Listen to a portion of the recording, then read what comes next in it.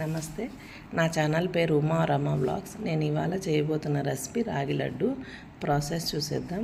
ముందుగా మందపాటి ప్యాన్ తీసుకొని ఇందులో 1/2 కేజీ రాగి పిండికి 4 స్పూన్స్ నెయ్యిని యాడ్ చేసుకొని సిమ్లో పెట్టి కలర్ చేంజ్ అయ్యే వరకు వేయించుకోవాలి.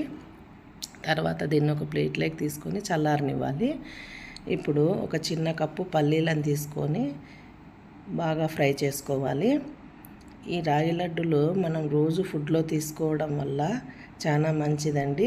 ఇందులో కాల్షియం, ఐరన్, ఫైబర్ కంటెంట్ ఎక్కువగా ఉంటుంది. ముఖ్యంగా ఎముకలకి కాల్షియం చాలా అవసరం.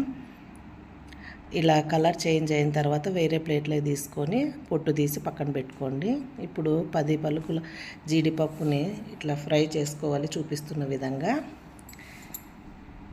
తర్వాత మనము పొట్టు తీసుకున్న పల్లీలని ఒక మిక్సీ జార్లోకి వేసుకొని చూపిస్తున్న విధంగా బరకగా చేసుకోండి. దీంట్లోకి మనము వేయించి పెట్టుకున్న జీడిపప్పుని యాడ్ చేసుకోండి.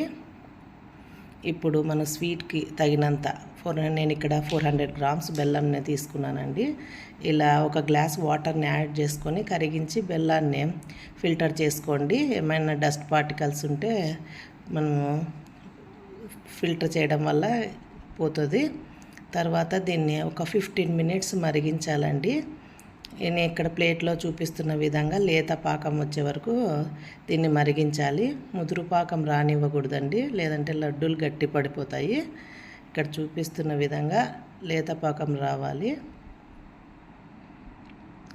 ఇప్పుడు మనం దీనికి 2 స్పూన్స్ నెయ్యిని యాడ్ చేసుకొని ఇందులో మనం చల్లార్చి పెట్టుకున్న రాగి పిండిని ఉంటలు లేకోకుండా యాడ్ చేసుకొని కలపాలండి.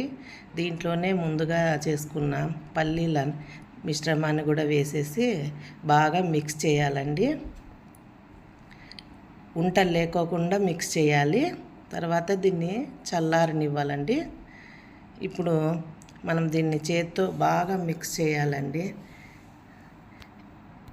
ఇది చేత్తో బాగా మిక్స్ చేసి మనము కొంచెం చెయ్యికి నెయ్యి రాసుకొని ఇక్కడ చూపిస్తున్న విధంగా ఉంటలు చుట్టాలి.